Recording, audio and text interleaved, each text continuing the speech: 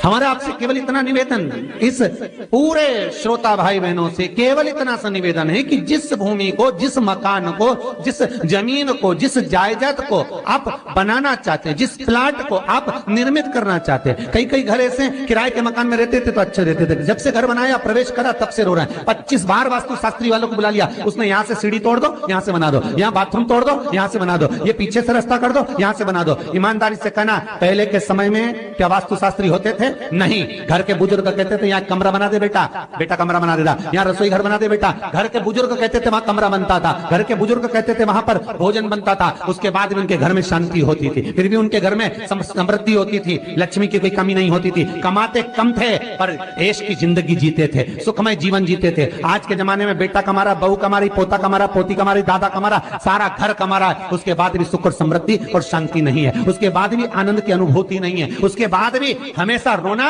केवल सुख का होता है। जरा सा घर में 4 लोग रह रहे हैं पर चारों के मुंह भगोने जैसे रहते हैं, एक तपेले जैसा मुंह, एक भगोने जैसा मुंह, एक थाली जैसा मुंह, एक बल्टोई जैसा मुंह, सब कोई बोलने को तैयार नहीं, क्योंकि जब जब बोले तो बर्तन की आवाज आए तो बोले ही नहीं। एक माँ बैठी टीवी के सामने, एक माँ बैठी एक सोफे पे बैठा, बोले ही नहीं आपस में। वो सुख गया का महाराज।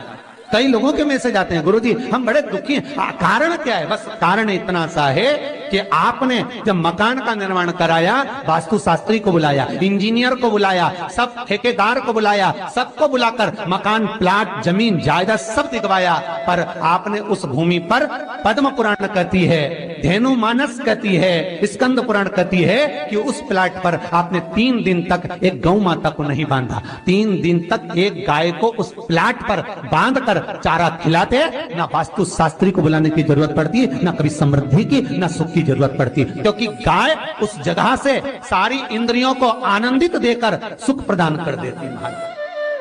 उस जगह के सारी रोग, बीमारी, कष्ट, तकलीफ, दुख को गौ माता खींच ले।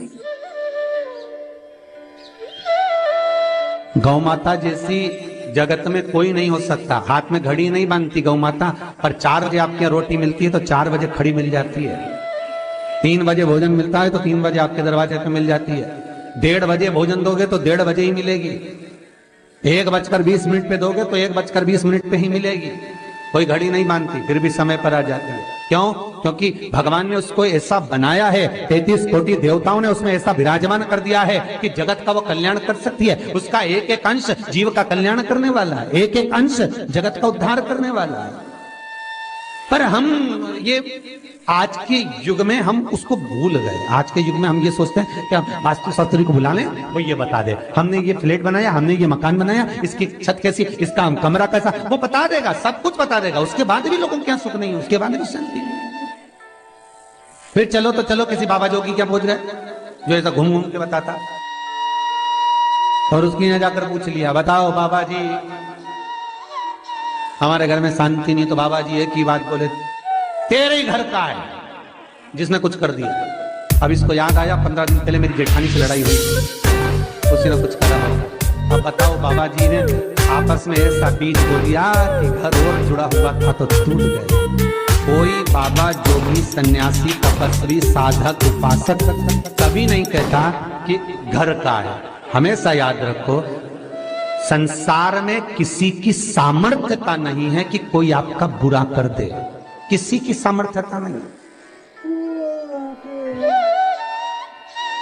संसार में किसी की सामर्थ्यता नहीं कि आपका बुरा कर दे, बस आपका बुरा आपका किया हुआ कर्म करता, कोई दूसरा नहीं कर सकता। एक नींबू गिर गया दरवाजे पे तो 14 दिन तक नींद नहीं आई, सीसीटीवी कैमरे में देखो कौन पटक के गया, मेरे को तो 3 दिन से शंका हो रही पड़ोसन से।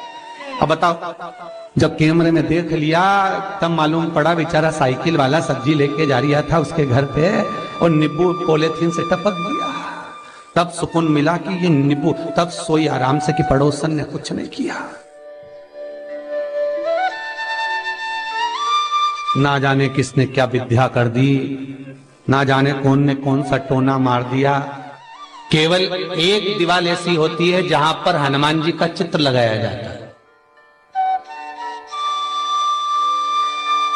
चाहे तुम पर्वत उठाने वाला चित्र लगाओ हनुमान जी का, चाहे बैठे हुए लगाओ, चाहे रामायण पढ़ने वाला लगाओ, चाहे लंका दहन करने वाला लगाओ, चाहे राम नाम जपने वाला लगाओ, चाहे लक्ष्मण को संजीवनी देने वाला लगाओ, चाहे मौन मुद्रा में लगा दो, चाहे स्तुति में लगा दो, चाहे भजन में लगा दो। हनुमान जी का कोई भी चित्र लगता है तो ना पूरब में लगेगा, ना पश्चिम में लगेगा, ना दक्षिण में लगेगा। हनुमान जी का अगर चित्र लगता है तो उत्तर की दीवार में दक्षिण को देखते हुए लगता है, केवल एक ही स्थान।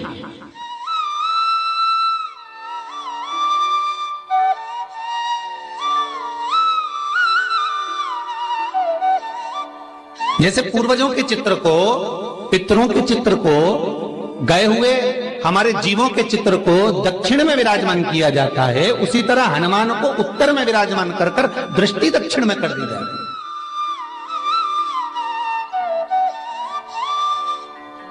घर में हनुमान जी के जितने फोटो होते हैं उसको केवल दक्षिण दिशा में लगा, उत्तर दिशा में लगा बिठा देते हैं, और दक्षिण की ओर उनकी दृष्टि होना चाहिए, दक्षिण की ओर उनका मुख होना चाहिए।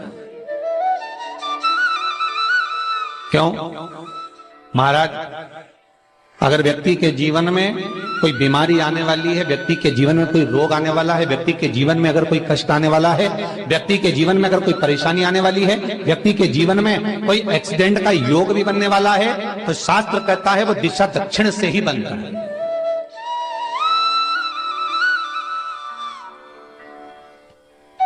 ये दक्षिण जो दिशा है ये यम की दिशा है। यहां संपूर्ण परिवार के साथ यमराज अपने आनंद में निवास करता है, यम दिशा। और जब हमारे घर में, हम ये नहीं करें कि आप हनुमान जी का फोटो लगाओ, हम ये भी नहीं करें, आपके घर में हो और आपने अगर विराजमान कर कर रखा है किसी दिशा में, तो हमारा तो निवेदन रहेगा, अभी तक आपने अगर जैसा रखा, पर एक बार दिशा बदल कर देखना कि रोग, बीमारी, कष्ट, दुख, तकलीफ में आपको लाभ मिला कि ना मिला। हनुमान जी ने केवल दक्षिण दिशा की ओर अगर मुख कर कर हमने विराजमान कर दिया, फोटो ही विराज दिया। हम ये नहीं कहेंगे आपसे कि आप बाजार से फोटो खरीद कर लाओ फिर लगाओ, नहीं, आपके घर में हो तो आप लगा दीजिए, आपके घर में हो तो विराजमान करें।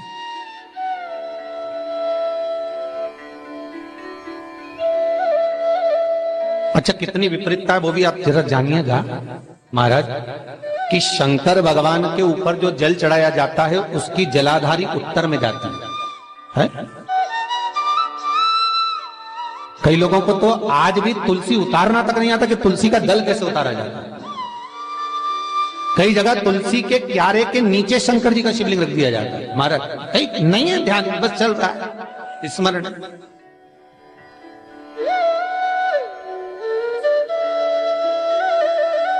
भगवान शिव का जो जल जा रहा है वो उत्तर की ओर जा रहा है, और हनुमान जी को उत्तर में विराजमान कर कर मुख दक्षिण की ओर कर दिया गया। क्यों? प्रबल दिशाओं में उत्तर और दक्षिण, महाराज ये जो दो दिशाएं, इनको साधने के लिए कोई देवता आगे नहीं आता। अगर इन दिशाओं को कोई साधने वाला है तो केवल एक देवाधिदेव महादेव ही हो सकता है।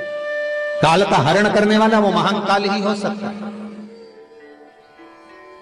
शंकर का ही एक अवतार है हनुमान जी महाराज, रुद्र अवतार महाराज। हनुमान जी से कहा तुम दक्षिण की ओर दिशा पर संभालिए, शिव जी कहते हैं मेरा जल जब उत्तर की ओर जाएगा तो इस दिशा को मैं संभालूं, चिंता ना करिए। किसी लड़का और लड़की का विवाह नहीं हो रहा। जानकारी अच्छी लगी तो प्लीज लाइक, 30 साल हो गए, 32 साल हो गए, 34 साल हो गए, लड़का लड़की का विवाह ही नहीं हो रहा। बहुत टेंशन है माता पिता। कोई मंगली है, कोई मांगलिक है, थोड़ा ढीले कम करो, प्लेन रखो। कोई मांगलिक है, कोई मंगल है, संबंध हो ही नहीं रहा। बहुत प्रयास कर रहे हैं, बहुत। 4 दिशा का स्मरण करिए, पूरब पश्चिम उत्तर दक्षिण का। हथेली पर आटे का दीप लगाइए, घी भर लीजिए और 4 बत्ती उसमें अलग अलग रख लीजिए महाराज। थोड़ा सा पीला चावल हल्दी में कर उसमें डाल लीजिए। जो लड़का और लड़की का विवाह करना उसी के हाथ में देना है। और देव उठनी एकादशी के दिन,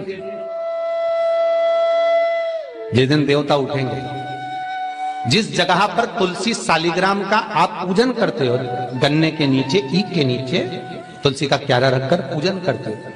वहां पर भगवान शिव और भगवान नारायण का नाम लेकर उस दिए को रगवा दीजिए और वहीं पर हल्दी का तिलक उस लड़का या लड़की का कर दीजिए और उसके हाथ में थोड़ी सी हल्दी लगा